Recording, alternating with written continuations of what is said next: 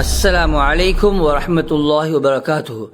ரசூலுல்லாஹி ஸல்லல்லாஹு அலைஹி வஸல்லம் அவர்கள் கூறியதாக அபு உமாமா ரலியல்லாஹு தஆலா அன்ஹு அவர்கள் அறிவிக்கிறார்கள், மன் கரஅ ஆயத்தல் குர்சியி ஃபி துபுரி குல்லி ஸலாத்தின் மக்தூபத்தின், ஒவ்வொரு ஃபர்லான தொழுகைக்கு பின்னாலும் யார் ஆயத்துல் குர்சியை ஓதுகிறாரோ, லம் யம்னஹு மின் துஹூலில் ஜன்னதி இல்லா அன் யமூத, அவர் மரணமடைவதை தவிர வேறு எதுவும் அவர் சுவனம் செல்வதற்கு தடையாக இல்லை.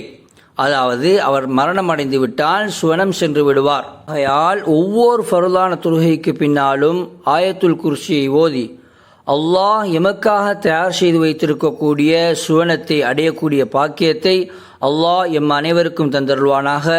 ஆமீன் ஆமீன் யா ரப்பல் ஆலமீன்.